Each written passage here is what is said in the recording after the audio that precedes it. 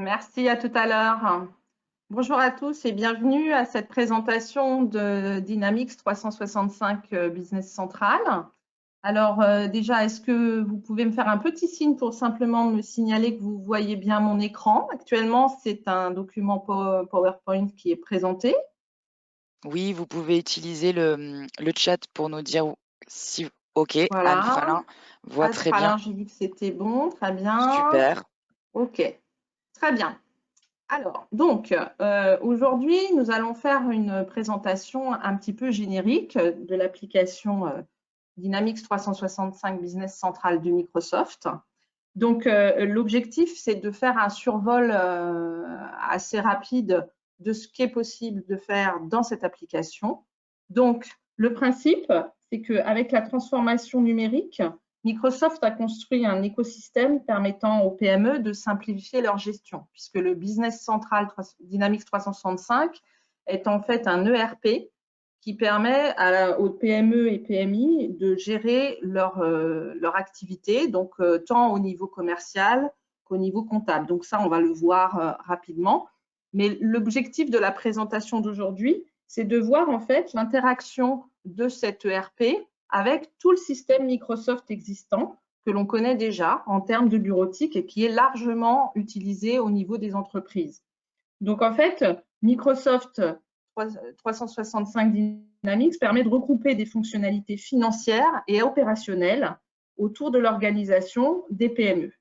Donc, ce que l'on va voir aujourd'hui, c'est que on va avoir une solution business centrale tout en un, c'est-à-dire que l'on va intégrer les fonctionnalités de comptabilité, les fonctionnalités de gestion commerciale et de suivi de production. On va avoir une évolution de l'application puisqu'on est dans un environnement Microsoft et Microsoft met à jour ses applications de façon dynamique, c'est d'où le terme. Une solution intelligente et unifiée, c'est-à-dire qu'en fait, c'est un environnement technique qui vous permet simplement d'aller vous connecter et de travailler très librement, on va le voir, et une application qui est hébergée sur une plateforme. D'accord? Donc, l'écosystème de Business Central, c'est que l'on va retrouver en fait des applications du Microsoft Office que tout le monde connaît bien, hein, le Word, le Outlook, Excel. On va avoir le gros pôle Dynamics 365 qui gère les échanges de vente, de fournisseurs, de stocks. Et puis, on va avoir d'autres applications qui vont utiliser les données de Dynamics pour pouvoir créer soit des workflows de travail, soit des états, soit des petites applications. Toutes ces données sont hébergées dans le cloud. Donc, on travaille en mode cloud à 100%, c'est-à-dire que les données sont accessibles absolument partout. Donc, ce que l'on va pouvoir simplifier, c'est l'intégration totale des données avec le pack Office 365, que tout le monde connaît bien. L'intégration totale avec les applications Power BI, Power Apps. Donc ça, au niveau des entreprises, qu'est-ce que ça veut dire? Ça veut dire qu'en fait, l'écosystème finance et gestion va être complètement intégré avec toute la partie bureautique. Il va y avoir ensuite des connexions entre l'application de gestion commerciale et financière Business Central avec des applications de CRM. Donc, même s'il existe un petit module de CRM dans le Business Central que l'on va voir, si on veut avoir des applications plus puissantes en CRM, on va pouvoir éventuellement connecter ce Business Central avec le CRM. Ça fait aussi partie de l'offre Microsoft. On a aussi un système de contrôle extrêmement sécurité des utilisateurs. Et ça, alors, je ne sais pas si vous êtes comme moi, mais tout ce qui concerne les mots de passe, les identifiants, c'est quelque chose qui devient très, très lourd à gérer. Plus on a d'applications et plus c'est compliqué.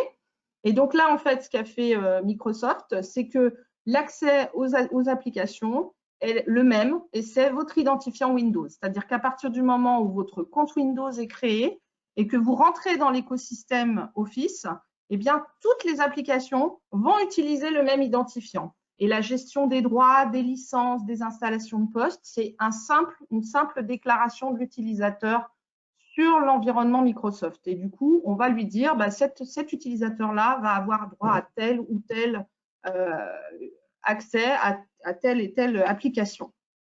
On a également la possibilité de faire un téléchargement des extensions. directement à partir de Microsoft Applications. Et là, en fait, ça va me permettre de dire, j'acquiers une nouvelle application. Je vais pouvoir télécharger une extension spécifique par rapport à une utilisation très particulière que je pourrais avoir à faire dans mon application. Et ça, on va voir que ce ne serait plus à ce moment-là un développement spécifique sur une fonction, mais ce serait vraiment une extension qui peut se télécharger un petit peu comme quand vous téléchargez une application sur un téléphone portable. D'accord? Donc, on imagine, hein, j'ai un point très particulier à faire dans ma gestion. Je vais demander à ce que l'on développe ça sur mon business central. Et du coup, cette extension va être éventuellement déployée sur mon système et éventuellement proposée aussi à mes partenaires. On est en mode SaaS. Donc, l'avantage du mode SaaS, c'est que toutes les données sont stockées dans le cloud. Je n'ai plus besoin d'avoir un système de clients et de serveurs. Donc, ça veut dire que pour pouvoir accéder à mes données, je vais passer par un navigateur web, tout simplement. Et je peux très facilement moduler le nombre d'utilisateurs qui auront accès à ma gestion. Donc là, c'est pareil. Les PME, PMI sont très, très conscients de ce besoin, où on va avoir aujourd'hui des personnes qui vont venir travailler quelques mois dans l'entreprise, puis vont repartir, puis vont revenir. Donc, le nombre de licences varie tout le temps. L'installation des postes, quand on est en mode client-serveur, c'est quelque chose d'assez lourd à gérer. Et du coup, là, le fait d'être en mode SaaS, eh bien, ça va me permettre de dire, tiens, j'ai un nouvel utilisateur, je vais donner son identifiant Internet, je vais acquérir la licence qui va bien, et il va très rapidement pouvoir accéder à mes données avec les droits que je lui aurai attribués. Donc, les mises à jour, on en a parlé. Donc là, pareil, lorsqu'il y a des évolutions légales, fiscales, etc., donc, ou même des évolutions techniques, eh bien, on va avoir la possibilité de dire je veux mettre, j'ai une nouvelle mise à jour qui arrive. Eh bien, en fait, la mise à jour de mon ERP se fait automatiquement, un petit peu comme se fait aujourd'hui les mises à jour de votre Windows, tout simplement. Et ensuite, du coup, le fait d'avoir ces mises à jour, ça va faire que je vais forcément être dans les dernières versions développées par Microsoft et donc conforme aux besoins de certification. Enfin, le mode SaaS, ça va me permettre en fait d'accéder à mes données comptables, financières, GESCOM, à partir de plusieurs supports. Donc, je pourrais avoir accès à mes informations via l'ordinateur de bureau, comme je le fais aujourd'hui, mais je pourrais aussi y être à partir d'un portable, à partir d'une tablette, à partir d'un téléphone. Et en fait, on voit que l'écran s'adapte en fonction du support sur lequel il se trouve. La présentation des données va être spécifique par rapport au support de façon à pouvoir présenter la donnée dans les meilleures conditions. Voilà, donc ceci étant dit, maintenant nous allons passer à la démonstration. Donc, est-ce que déjà vous avez des petites réactions par rapport à cette présentation générale? Est-ce que par rapport à ce que vous attendez de cette démonstration, vous avez déjà des objectifs ou des questions que vous souhaiteriez aborder? Alors, vous pouvez échanger via le chat ou lever la main. Oui, n'hésitez pas à poser vos questions via le chat. OK. Bon, allez, continuons. Bon, pour l'instant, je n'ai pas de questions. D'accord. Alors, du coup, comment ça se passe? J'ai dit qu'effectivement, on navigue, on va se connecter en fait à l'environnement Microsoft directement sur le portail Office. D'accord? Donc là, je me suis connectée en Office. Lorsque je suis connectée en Office, je suis identifiée ici. Donc là, pour l'instant, j'ai un compte que je me suis défini comme étant administrateur, hein, mais grosso modo, c'est votre compte Windows qui vous donne accès à cette fenêtre. Donc, on voit que sur la gauche, ici, on va trouver les outils de Microsoft. D'accord? Donc là, on va trouver Word, Excel, Outlook. Et on a ici l'icône Dynamics 365. Lorsque je vais lancer l'icône, mon Dynamics 365 va venir se mettre dans une fenêtre ici. Et je suis identifiée, toujours pareil, avec l'identifiant de connexion ici. J'ai également, bien sûr, dans mon Office, tout ce qui concerne mon Outlook, ma messagerie, et puis notes, enfin bref, tout ce que j'ai dans le pack Office actuellement. Donc là, je suis connectée sur une société de démonstration donc, que vous allez apprendre à connaître, qui s'appelle Cronus, qui nous sert à faire toutes les présentations un petit peu génériques. Et là, je me suis connectée avec, on l'a expliqué, un identifiant Windows. Cet identifiant Windows, lorsque je suis sur Business Central ici, va me permettre d'avoir ce qu'on appelle un rôle. D'accord? Donc, on va avoir des rôles d'utilisateurs. Et en fonction de ces rôles, je vais pouvoir avoir des accès à des informations différentes. Donc là, par exemple, je me suis connectée avec un rôle gestionnaire d'activité. Donc, j'ai une certaine présentation avec une certaine barre d'outils ici. Si je décide de changer de rôle, eh bien, je vais pouvoir ici choisir, par exemple, d'être un comptable ou d'être un responsable de clientèle, un préparateur de commandes, etc. Donc, si par exemple, je dis je veux être comptable, à partir du moment où le rôle de comptable a aussi été défini dans mon profil d'utilisateur, bien vous voyez que mes menus vont évoluer, d'accord? Et mes indicateurs aussi. Donc ça, on va le voir ensemble. Donc cette personnalisation, ça permet finalement d'avoir, par rapport aux utilisateurs qui sont connectés, des fonctions qui s'activent ou d'autres fonctions qui se cachent. Donc l'utilisateur ne voit simplement ici que les menus auxquels il a accès et auxquels il a le droit. Voilà. Alors, ensuite, comment se présente l'écran en général? Donc, vous allez voir que c'est une logique de travail auquel on s'habitue extrêmement vite. Donc, on l'a dit, il s'agit d'un ERP qui contient toutes les informations liées à la gestion financière et à la gestion commerciale. Ça veut dire que si vous êtes aujourd'hui dans un environnement où vous avez d'un côté une application de compta, de l'autre côté une application de GESCOM, et puis encore ailleurs, j'ai une application de gestion de production, et puis je suis obligée d'interfacer toutes ces choses avec des échanges de fichiers, des choses comme ça, eh bien, le monde de l'ERP, et notamment Business Central 365, ça va être une ouverture énorme, puisqu'en fait, ce qu'on comprend ici, c'est que vous travaillez dans un seul environnement et que tout ce que vous faites sur un client va avoir un impact automatiquement sur toute la partie vente, production, finance, suivi, interaction. Donc, on a ici les menus qui correspondent à ce que l'on a dans nos droits d'utilisateur, à nos profils. Donc ça, cette première ligne qui se trouve ici va me donner l'accès direct aux fonctions qui me sont autorisées. D'accord? Et quand je clique en fait sur l'un des boutons ici, comme j'ai une petite flèche vers le bas, je vois que ça me détaille des menus. D'accord? Donc là, avec mon rôle de gestionnaire d'activité, je peux voir un peu de finance, de la banque, de la vente, de l'achat, et je peux éventuellement intégrer des extensions puisque je suis gestionnaire d'activité.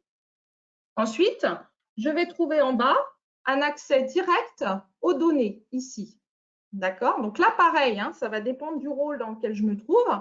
Et par exemple, si je clique sur client ici, bien sûr, je vais retrouver toute la liste de mes clients. On va voir tout à l'heure comment ça se passe. Ensuite, ici, je vais avoir une notion d'intelligence artificielle ici. C'est-à-dire que le Business Central ici va me présenter des informations. Donc, il va me dire, par exemple, la facture de vente validée la plus élevée s'élève à temps. Et puis ici, il va me dire encore des informations. Il y a 13 transactions clôturées de plus de l'année passée, etc. Donc, en fait, ici, c'est l'intelligence artificielle de Microsoft qui me donne des petites informations. Il parle avec moi. Alors, évidemment, là, moi, je me suis configurée en français. Si je suis un utilisateur qui parle une langue étrangère, je vais avoir un dialogue dans ma langue. Ensuite, ici, je vais avoir un petit pavé qui me permet de faire l'action directe. D'accord? Donc, si je veux faire une action directe, par exemple, je veux créer tout de suite un devis, je vais cliquer là, ou là, commande. Et là, par contre, ça va être des actions directes avec des menus. D'accord? Dès que j'ai le petit point comme ça veut dire que j'ai un menu en dessous. Et ça me permet d'accéder directement au client. Donc là, évidemment, c'est la même chose que si je venais là. Mais je vais pouvoir paramétrer. Par exemple, je peux accéder aux paramètres, je peux accéder au paiement ou aux états. Ensuite, on continue. On va avoir ici, maintenant, les activités principales. Donc ici, ça, c'est de paramétrage. On va pouvoir personnaliser ici. Et cet affichage ici va avoir, vous voyez, des petites lectures aussi intelligentes. Donc, par exemple, je vais dire que le montant facturé des ventes échues, je suis à tel montant. Et si je clique ici, en fait, je vais pouvoir voir de quoi il s'agit. C'est-à-dire que là, je vais pouvoir savoir comment ils sont arrivés à ce montant-là en affichage. Ensuite, concernant la personnalisation de l'affichage, vous voyez que mon 87 725, il est souligné en vert. Et pourquoi il est en vert? Parce que je n'ai rien fait de particulier pour qu'il me dise autre chose. Mais ce que je pourrais faire, c'est personnaliser ici ce qu'on appelle les piles. Donc, c'est ces informations-là qu'on appelle les piles. Et là, en fait, je pourrais très bien dire, mon montant de facture échue, je voudrais qu'il y ait un test et que quand, par exemple, il dépasse 50 000, je voudrais qu'il me fasse quelque chose de spécial. Voilà. Et vous voyez que là, j'ai très simplement indiqué qu'à partir de 50 000 de ventes échues, je voudrais qu'il signale quelque chose en rouge. Donc, vous voyez qu'ici, il me dit attention, 50 000.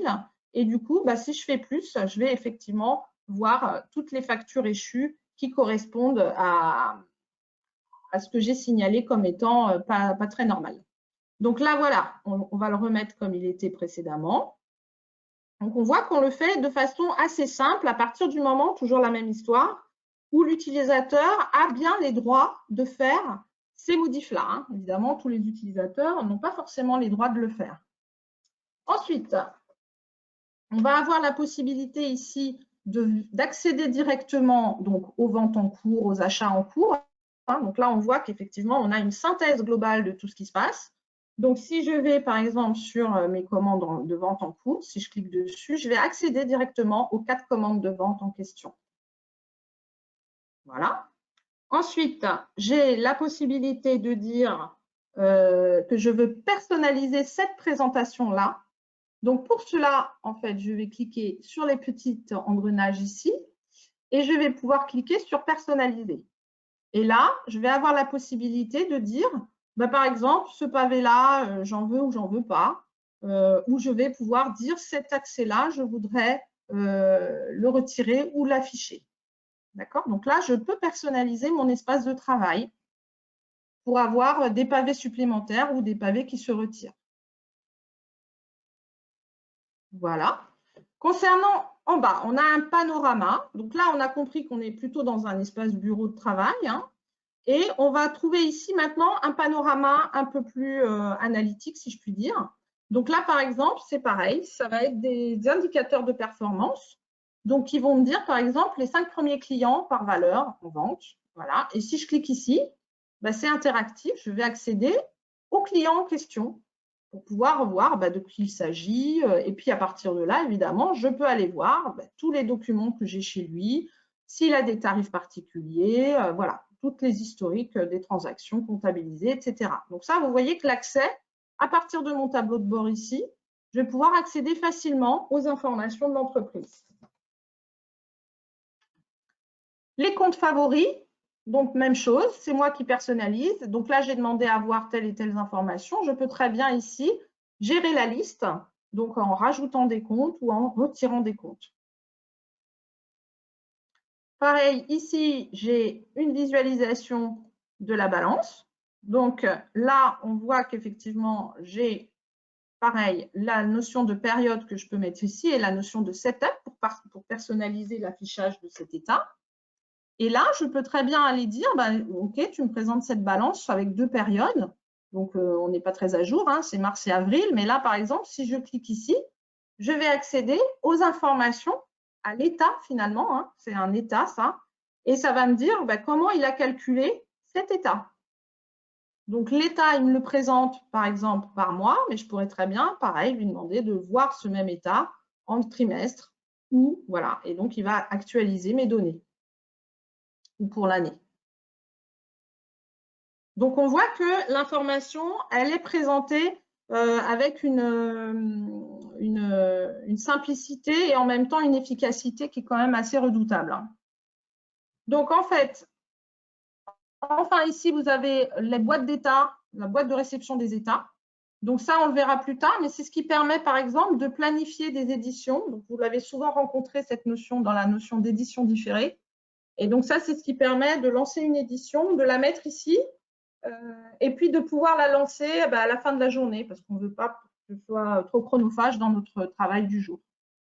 Ici, on va avoir accès à ce qu'on appelle une appli qui s'appelle le Power BI, qui va permettre de créer des états personnalisés par rapport aux données présentes dans l'application de Business Central. Voilà déjà en ce qui concerne la présentation du menu. Est-ce que vous avez des petites questions déjà sur cette présentation? A priori, non. Donc, je continue. Alors, on va aller voir maintenant ce qu'il se passe un peu plus précisément dans les enregistrements présents dans Business Central. Donc, si par exemple, je veux accéder aux clients, on l'a vu tout à l'heure, je peux très bien cliquer sur client ici et accéder à la liste des clients un petit peu comme je le ferais dans un ERP actuellement ou dans une gestion actuellement. Mais Microsoft a imaginé un système d'accès aux informations qui est puissant, qui est ici la recherche. Donc, quand je clique ici sur la recherche, je peux taper à peu près n'importe quoi de ce que je recherche. Donc, si je tape client, par exemple, il va me dire, bah tiens, quand tu tapes client ici, je te propose éventuellement la liste des clients, mais je peux te dire d'arriver au devis. Et en fait, ici, on va pouvoir accéder facilement à toutes les informations. C'est-à-dire que si, par exemple, je veux faire une facture, je veux voir quelles sont mes factures, je vais cliquer sur facture et je vais arriver sur facture vente. Donc là, ce qu'on comprend, c'est qu'on pourrait très bien accéder aux informations via les menus qui sont ici. Mais on peut également, si on se dit, bah, tiens, on cherche vraiment quelque chose, on veut un état de quelque chose, on veut paramétrer la TVA, par exemple, là, on va chercher les informations directement dans la loupe. Et là, on va avoir une recherche très intelligente, c'est-à-dire qu'ici, si je vais dire, par exemple, je cherche mon stock, je veux mes informations de stock, je veux l'avoir, mes rangements de stock, mon paramétrage de stock. Donc, en fait, il va me présenter toutes les possibilités contenant le mot stock, que ce soit du traitement ou que ce soit du paramétrage ou que ce soit des états. Voilà, donc ça, c'est la fameuse recherche. Alors, maintenant, rentrons plus précisément dans les applis de l'ERP. Si maintenant, je suis sur la liste des clients, donc je vois qu'ici, j'ai la liste des clients qui se présente et j'ai sur la droite une partie de mon écran qui va me donner finalement le détail de ce qui se passe pour le client sur lequel je me trouve. C'est-à-dire qu'on voit que si je change de client, l'affichage qui est sur la droite va se modifier puisqu'on va me donner les informations du client sur lequel je me trouve. Et là, même chose, si je me place sur un client et que je regarde, bah, effectivement, il a 2 factures de vente en cours. Si je clique dessus, bien sûr, je vais accéder aux 2 factures en question.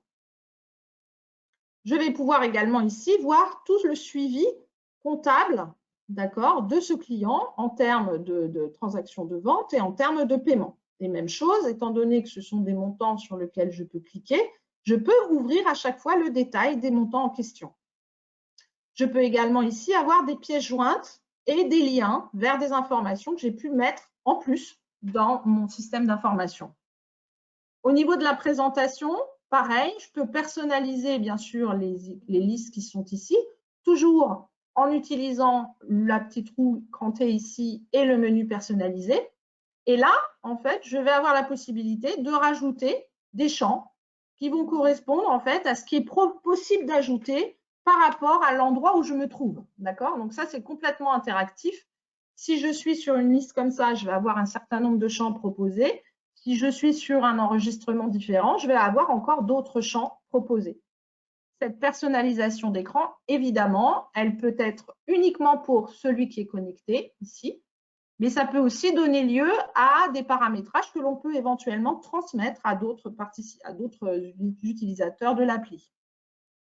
Alors, concernant les listes maintenant, si je suis sur une liste, je vais avoir la possibilité, on l'a dit, d'accéder aux différentes informations. Donc, si je clique sur une liste et que je veux maintenant voir l'enregistrement du client, je vais pouvoir cliquer sur le client et je vais avoir le détail de l'enregistrement de ce client.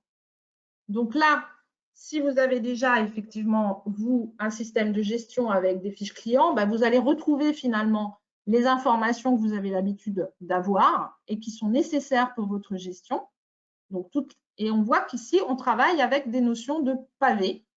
qui vont être plus ou moins étendus en fonction du besoin de lecture. D'accord? Microsoft, ce qu'ils ont fait, ils ont essayé de nous reposer l'œil en disant bah, je ne propose pas forcément toutes les infos, ce qui parfois peut gêner l'utilisateur parce qu'il ne voit pas l'essentiel.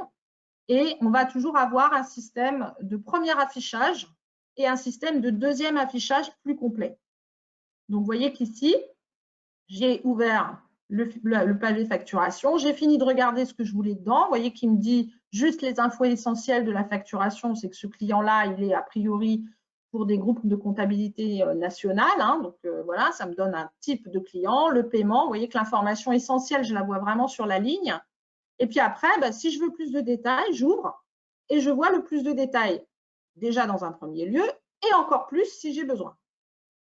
D'accord? Donc, on voit qu'effectivement, l'information, elle est, entre guillemets, allégée en fonction de ce qu'on cherche.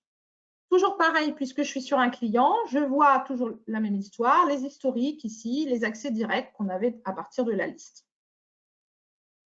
On a ensuite ici, à partir de la fiche du client, des menus ici qui permettent soit de naviguer pour accéder à d'autres informations du client, soit des actions qui permettent de faire des choses concrètes, par exemple de créer des nouveaux documents à partir d'ici.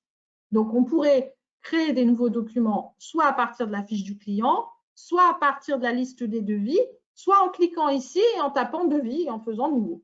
D'accord? Donc, tout ça, ça arrive au même endroit, c'est-à-dire dans la donnée devis, s'il s'agissait bien d'un devis. On va avoir ici, donc les actions, on l'a vu, c'est pour faire des opérations et des transactions sur le client sur lequel on se trouve. Et quand on va sur l'onglet associé, ça va me permettre en fait d'arriver à la lecture de tout ce qui a été fait pour lui. Donc là, Microsoft présente un panel fonctionnel très large, notamment en gestion commerciale, gestion des prix, des remises. Donc là, il y a vraiment une couverture fonctionnelle qui est puissante et qui demande à être analysée pour bien voir quelles sont les meilleures solutions à envisager en fonction de votre besoin. Et puis ensuite, il va y avoir des informations de type vente récurrente, pourcentage d'acompte, des historiques de statistiques d'écriture comptable ou d'écriture de vente, des documents avec des devis, des factures, des commandes, tout ça on connaît bien. Hein. Il y a évidemment tout ce qui est gestion des projets, gestion du suivi. On va retrouver une couverture fonctionnelle qui est assez impressionnante. Hein. Voilà, ça c'est mon client. Et puis, si je dis, tiens, je voudrais feuilleter un peu mes clients, je fais page suivante. Voilà. Puis, j'arrive sur les clients suivants. Voilà. Donc, à chaque fois, je peux aller voir, rajouter des pièces jointes, soit des notes, soit des infos, et puis je vais les trouver ici. Voilà en ce qui concerne ma fiche client. Ensuite, toujours pareil, à partir de ma liste des clients ici, on voit que j'ai un icône, enfin, j'ai toujours ici aussi une barre de menu où je peux très bien, par exemple, si j'ai beaucoup de clients ici, faire rechercher pour rechercher un client sur un nom ou sur une adresse concernant, pour identifier mon client si je ne connais pas son code ou je ne connais pas très bien son nom. Voilà. Et donc, un certain nombre de fonctions sont accessibles à partir de la liste. Et je le répète, si je clique sur le client lui-même, je vais rentrer sur ce client. Alors, on a dit tout à l'heure qu'on a une très forte interaction avec les outils de bureautique. Donc là, je vais vous montrer quelque chose. Si par exemple, je dis, tiens, moi j'ai ma liste des clients, mais je voudrais mettre à jour un certain nombre de choses. Donc vous, ce que vous avez l'habitude de faire jusqu'ici, c'est de faire des exports de clients, des réimports de clients, et pour pouvoir modifier les listes. Donc là, ce qu'on peut très bien faire, c'est dire, on va vouloir aller sur notre client et on va essayer d'y arriver. Voilà. Ici, je pourrais très bien dire sur mon client, ma liste des clients, je voudrais modifier ma liste des clients et on voudrait le modifier dans Excel. Donc là, on va cliquer, modifier dans Excel. On va arriver sur un fichier Excel en modif. Et là, on va identifier l'utilisateur. Donc là, c'est nous. Et vous voyez que là, étant donné que je me suis identifiée, il me présente en fait la liste des clients que j'avais sur Business Central. Et là, si je dis, tiens, le Recloud, là, c'est pas Recloud le nom, c'est Recloud SARL, par exemple. Voilà, et puis voilà, un certain nombre d'informations que je voudrais changer. Par exemple, je change les noms, c'est le plus simple, c'est ce qu'on voit le mieux. Et là, je vais dire, bah, tiens, j'ai fait ma modif ici, et maintenant, je voudrais publier ma modification. Donc là, je vais cliquer sur publier.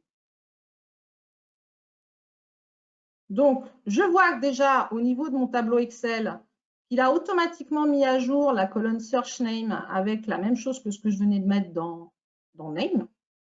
Et si maintenant, je reviens sur mon Business Central et que j'actualise ma fenêtre, eh bien, je vois qu'effectivement, mon client a été actualisé. Donc ça va fonctionner pour la modification de données, d'accord? Pas pour l'import, mais pour la modification de données, je pourrais très facilement mettre à jour, par exemple, un champ que j'avais dans ma base et qui n'était pas actualisé. Alors, je vois que j'ai une petite question. Alors, d'accord. Donc ça, je vais revenir, c'est les questions des lenteurs. Normalement, le Business Central, on devrait rencontrer ces lenteurs. On ne devrait pas rencontrer ces lenteurs. Oui, alors en fait, il faut analyser la raison de la lenteur actuellement. Mais sur Business Central, les lenteurs vont être souvent réduites à partir du moment où vous avez une connexion web qui tient bien la route. Et donc voilà, normalement, oui, vous devriez avoir moins de lenteurs en Business Central, oui. À vérifier, mais normalement, oui, il faudrait essayer plutôt de comprendre pourquoi j'ai des lenteurs actuellement dans l'environnement où vous êtes. Alors, donc ça, c'était pour la partie client et l'export vers du Excel pour mise à jour.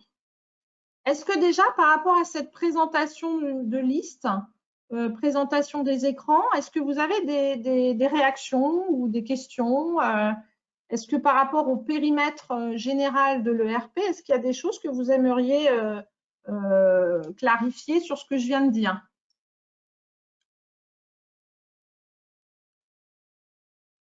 Alors, a priori, non. Donc, je continue.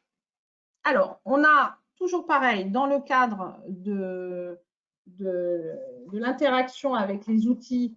Alors, Catherine, oui. Nous avons une question.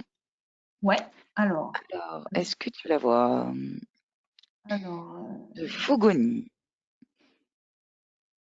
Sur les lenteurs, alors, n'existe pas le module recouvrement client, qui est le module qui existe chez Sage 100, donc c'est une tâche automatisée et non manuelle. Est-ce que Business Central a intégré? Alors, attends, je ne vois pas très bien le truc. Je vais peut-être agrandir ça. Alors, oui, il y a bien un module de recouvrement de créances clients qui est le module qui existe chez Sage. Donc là, vous évoquez le module recouvrement avec des actions à faire, des choses comme ça, c'est bien cela? Quand vous évoquez celui de Sage, on parle bien du dossier de recouvrement ou de module de relance? Je viens de vous ouvrir le micro, Fogoni, pour prendre la parole. Bonjour. Oui, bonjour. Allô? Oui, voilà, je vous entends bien. Bonjour.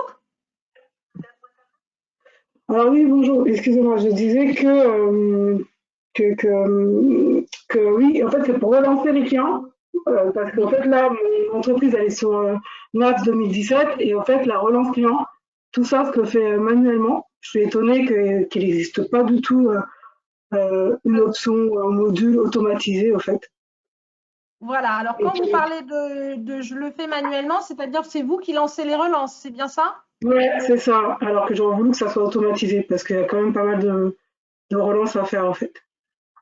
Alors, quand vous dites automatisé, c'est-à-dire que vous aimeriez que le module tout seul lance les relances?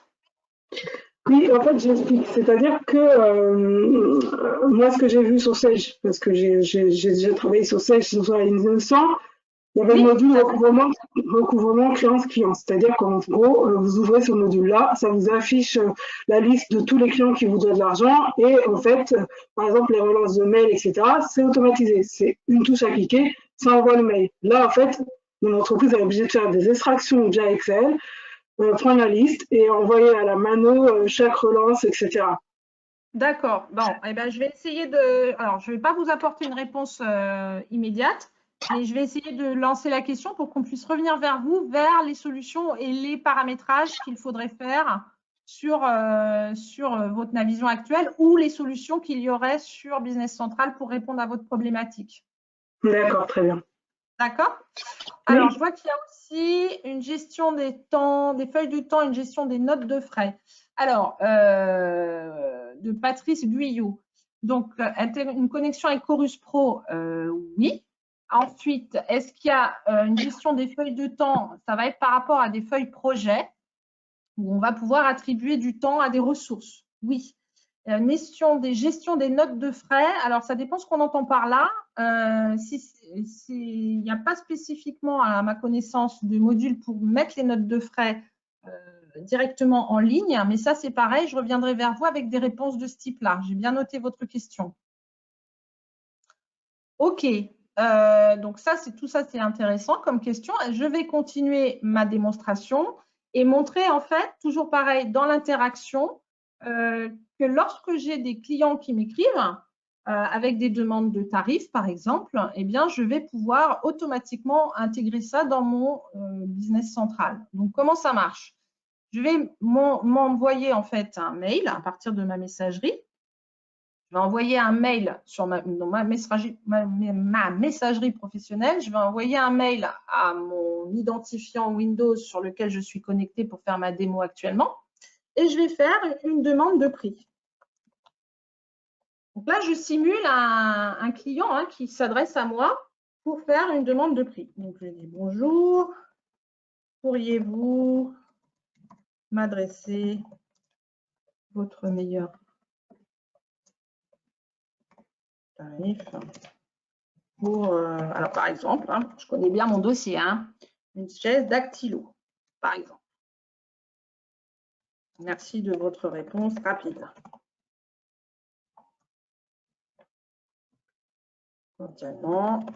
Voilà. Donc ça, j'envoie ça.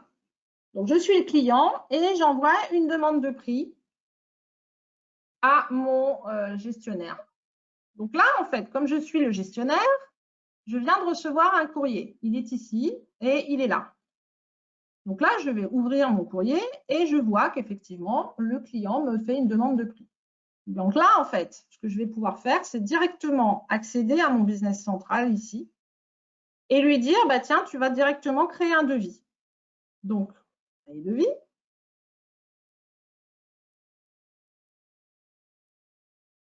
Et à l'analyse, en fait, de ce qu'il a lu ici, il voit qu'effectivement, il y a une demande d'article suggéré. Il me dit, bon, bah, j'ai trouvé quelque chose, mais je vous propose d'indiquer ce code article-là. Alors, je pourrais très bien dire, bah non, ce n'est pas le bon code, mais admettons que c'est bien la chaise dactylo Paris.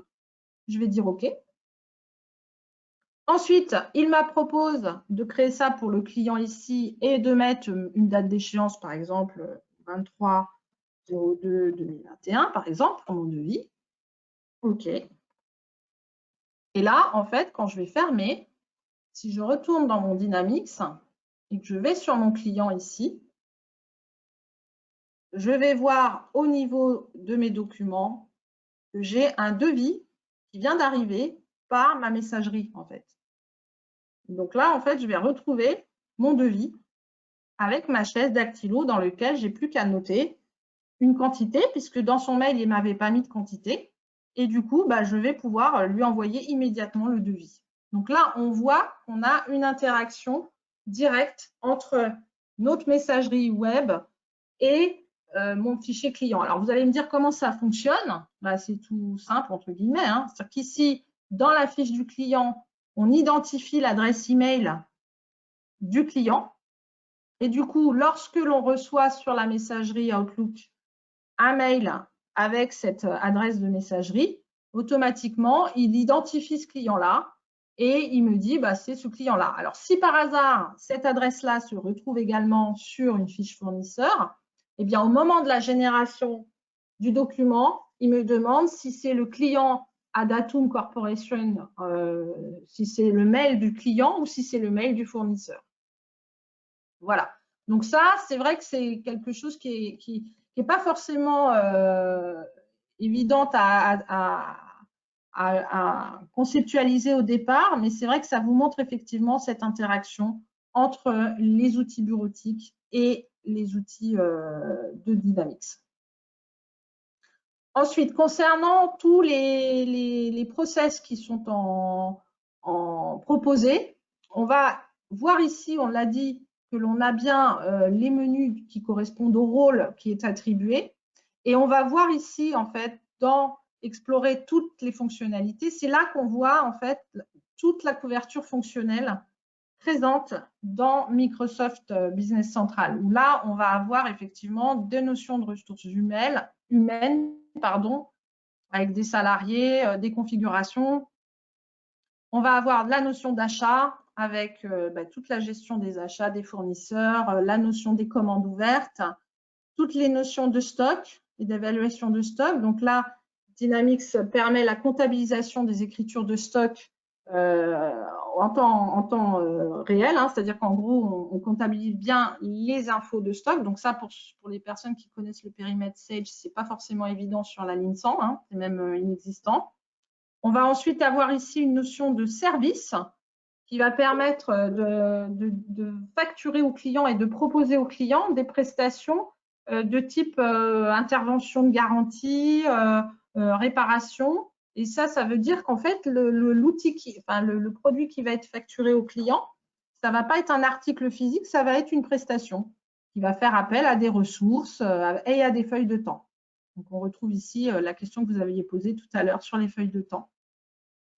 On a une notion de fabrication, d'accord, avec pareil, gestion des capacités, le planning, les opérations. En finance, on va retrouver tout ce qui concerne la compta, la banque, la compta analytique au niveau des clients. On va avoir ici les avoirs, les relances. Donc là, ça ne répond pas tout à fait à votre question tout à l'heure. J'essaierai de la clarifier.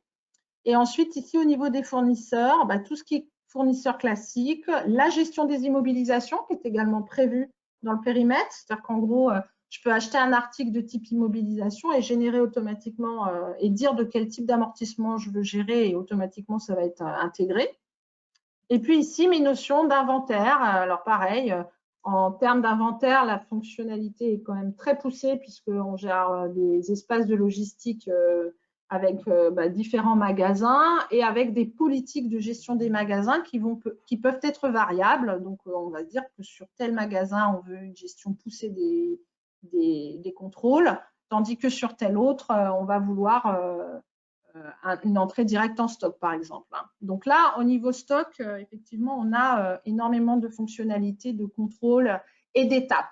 D'accord? Donc, on peut avoir quelqu'un qui est au magasin, qui va réceptionner les marchandises, une autre personne qui va contrôler. Et tout ça, c'est bien dans des flux de travail différents. Voilà. Et puis, vente et marketing, on va retrouver ici, ça, c'est le module gestion des ventes avec le traitement des commandes, les stocks et les tarifications avec des politiques de prix très poussées, et puis les configurations avec éventuellement des automatismes différents en termes de calcul de date de livraison par rapport à la politique de stock. Voilà, donc on voit qu'effectivement la couverture fonctionnelle de Business Central est très étendue. Donc c'est vrai aussi qu'il est nécessaire à chaque fois de faire une analyse en fait du besoin pour pouvoir savoir exactement dans l'application quelles sont les fonctions qui seront utilisées et comment. Et puis, si vraiment il y a un besoin très spécifique, on doit dans un premier temps regarder dans les extensions si on a des extensions qui existent déjà.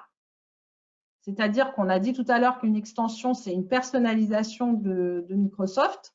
Et on pourrait déjà avoir un certain nombre d'extensions qui ont déjà été développées par d'autres partenaires Microsoft et qui seraient disponibles sur le marché des extensions. D'accord? Donc, un peu comme quand vous allez aujourd'hui dans l'Apple Store à partir de votre téléphone, vous pourriez aller dans le marché des extensions et regarder si le besoin spécifique qui n'est pas couvert en standard par le Microsoft Business Central 365 a déjà été fait par un autre partenaire sous la forme d'une extension que vous pourriez à ce moment-là installer dans votre environnement et utiliser par rapport à vos besoins propres. Voilà. Donc, en ce qui concerne la présentation générique de Business Central, je pense avoir fait le tour de ce que je voulais vous dire dans un premier temps. Et du coup, on va utiliser le temps qu'il nous reste pour éventuellement répondre à des questions ou prendre des questions si je n'ai pas toutes les réponses. Donc, je vous propose de prendre la parole ou d'envoyer des petites questions. Oui. Effectivement, ça existe la notion de commande récurrente, d'accord, avec un système d'abonnement et une fréquence. Donc, comment ça fonctionne? C'est simplement un modèle de commande sur lequel on va attribuer une fréquence. Donc, le programme gère facilement cette notion d'abonnement. Ça gère également la notion de commande ouverte. C'est-à-dire que on pourrait avoir une commande qui a été passée avec une grosse plateforme d'achat, par exemple. Et puis, donc, j'ai plein de choses dans cette commande. Et ensuite, par rapport à cette commande d'achat, je pourrais gérer des vraies commandes que je vais expédier à des clients ponctuellement jusqu'à épuisement de cette commande d'achat. Donc, oui, la commande, les abonnements, ça existe aussi. Et il y a aussi la notion de commande ouverte. D'accord. J'avais une question, moi, parce que Oui. en fait, c'est une question de droit, si vous voulez, de droit utilisateur, si vous voulez. Tout à l'heure, vous nous avez montré, au fait, qu'on pouvait faire un export sur Excel et modifier des données. On est d'accord que si l'utilisateur, on ne lui donne pas ce droit-là, normalement, il n'a pas accès à cette... Absolument, c'est tout à fait ça. Ça dépend vraiment d'une gestion du droit, évidemment. Hein. D'accord. Alors, autre chose, tout à l'heure, lorsque c'était dans le panorama, j'ai vu comme quoi il y avait, enfin, c'était comme un camembert, je crois que j'ai vu. Et c'était, Oui. je voulais savoir si on pouvait faire, par exemple, je sais qu'on peut personnaliser, mais c'était, par exemple, personnalisé en fonction de l'axe analytique. Parce que, par exemple, moi, j'ai une contrôleuse de gestion. Je sais que, par exemple, pour envoyer ses reports, etc., elle utilise JetReport et non Power BI. Je ne sais pas pourquoi, enfin, ça a été compliqué avec mon intégrateur pour mettre en place Power BI. Ouais. Et pour le coup, en fait, chaque semaine, elle envoie, par exemple, aux catégories manager, aux chefs de service, bah, justement des graphiques par rapport à des ventes sur les axes analytiques, des choses comme ça. Oui, d'accord. Je vais voir si, par exemple, en utilisant juste, par exemple, Business Central, on pouvait enlever le JetReport, où on est obligé d'ajouter, par exemple, Power BI. Alors ça, je vais vous répondre parce que je ne connais pas le JetReport. Donc, et effectivement, celui qui est préconisé, c'est le Power BI. Mais en fait, votre question, c'est est-ce que je pourrais avoir un Business Central qui fonctionne avec un JetReport ou est-ce que je suis obligée d'enlever le JetReport et de mettre un Power BI, c'est ça? Non, même pas. Je pense qu'il faudra mettre un Power BI parce que c'est pas que parce que Power BI, je sais qu'il peut aller chercher les bases de données de n'importe quelle solution. Ouais. Que par exemple le JetReport, il est peut-être uniquement avec la base de données Microsoft Server, etc. Quoi. Ouais. D'accord. Ok. Et donc, votre question, c'est est-ce que je peux mettre ici un graphique est-ce que je peux avoir d'autres graphiques? Est-ce que je peux mettre d'autres graphiques ici? Ouais, par exemple, d'autres graphiques et mettre plutôt les axes analytiques performance de l'entreprise. Alors, en fait, ici, vous voyez, dans performance de l'entreprise, je peux sélectionner un graphique. Et du coup, ça me permet de modifier le graphique et avoir le choix dans plusieurs diagrammes de présentation de données. Par contre, c'est vrai qu'ici, les diagrammes qui sont présentés sont des diagrammes présentés par Microsoft. Et donc, on voit si dans les diagrammes du Microsoft existe un diagramme qui est sur les axes analytiques. D'accord. Alors, je vois ici une question de M. Guyot. Peut-on gérer plusieurs sociétés dans l'outil? La réponse est oui. Donc là, en fait, ici, je peux très bien basculer. Voilà, j'arrive à vous montrer. Voilà, ici. Donc là, voilà, ici, je peux choisir en fait les sociétés sur lesquelles je veux travailler. Donc là, pareil, ça va être en fonction de l'endroit. Je vais pouvoir choisir sur quelle société je travaille. D'accord? Et on a bien une notion de gestion intersociété.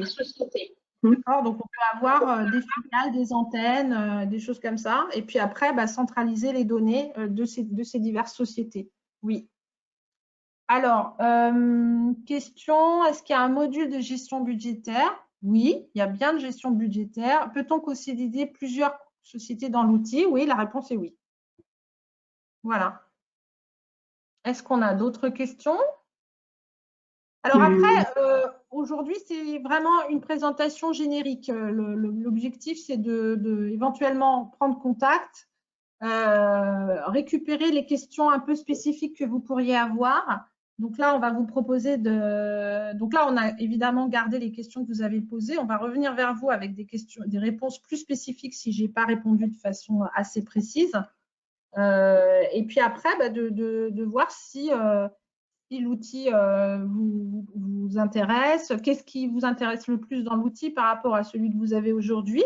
Est-ce que c'est le fait qu'on peut y accéder à partir de n'importe quel endroit? Est-ce que c'est la notion d'hébergement qui vous plaît le plus?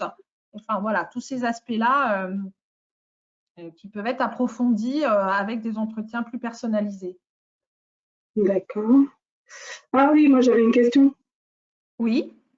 Alors, mon entreprise, on a à la fois le CRM qui est en version cloud, comme Oui. le business central que vous avez présenté, et on a notre Note 2017 qui, comme j'ai dit, est hébergé sur de l'Azure.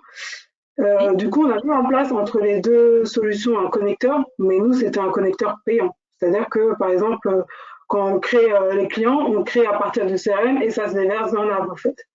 Oui. Donc, et de ce que j'avais compris, c'est que là, en fait, par exemple, par rapport au connecteur entre ces deux solutions, normalement, on n'aurait pas forcément la notion de payante entre ces deux connecteurs, parce qu'elles doivent interagir entre elles. Alors, quand on est alors il y a deux choses, c'est-à-dire que dans le business central tel qu'il est là, il y a un petit CRM, hein. Il y a un petit CRM qui a une couverture fonctionnelle assez réduite, mais qui existe, hein.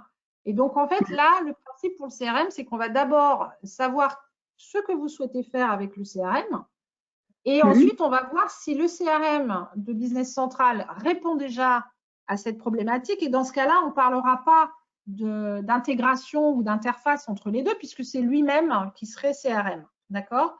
Ensuite, le deuxième niveau, c'est si j'ai un besoin CRM qui est plus confirmé, un peu plus étoffé en termes fonctionnels. Et dans ce cas-là, on va mettre en place le Business Central 365, cette fois-ci CRM, qui va être effectivement avec des interfaces avec le Business Central que vous avez ici. D'accord? Et cette connexion, c'est quand même bien des mises à jour d'interface. Vous choisissez bien quelles sont les informations qui arrivent dans votre gestion business central, gestion pure, et à quel moment. C'est-à-dire que l'on va dire, par exemple, tiens, moi, je travaille avec le CRM. Tant que mon prospect est prospect et qu'il n'a pas fait, que j'ai pas fait de devis, par exemple, je ne veux pas du tout que le prospect descende dans mon système de gestion business central. Et donc, on va paramétrer les interfaces de façon à ce que l'information qui est présente dans le CRM et qui peut être très volumineuse, hein, puisque quand je fais de la prospection, je peux avoir 15 000 prospects potentiels. Il est hors de question de créer 15 000 tiers dans une gestion comme ça, sans raison. Et du coup, on va paramétrer l'interface entre le CRM et le business central de façon à envoyer les informations à une fréquence précise. Mais là, on verra effectivement que donc, il y a des modules de démo spécifiques interaction entre le CRM et le business central. Et là, on voit que quand j'ai un devis qui est accepté, par exemple, dans le CRM, automatiquement, il se retrouve en commande dans mon business central. Donc, on a bien ce système de flux d'informations qui va bien transiter du CRM vers la gestion business centrale. Et tout ça, ça se paramètre en fonction de ce que veut faire l'utilisateur. D'accord. Catherine, c'est Clémence. Oui. Est-ce que tu as eu la question de Patrice Guyot? Oui, sur les plusieurs sociétés. Bon. Super. Oui. Okay, ouais. J'ai dit qu'effectivement, il y avait effectivement plusieurs sociétés possibles et que l'on peut accéder aux sociétés par l'outil Mes paramètres ici. Ah, et nous avons une autre question de Christophe. Est-ce qu'il y a une Ouais. gestion de paye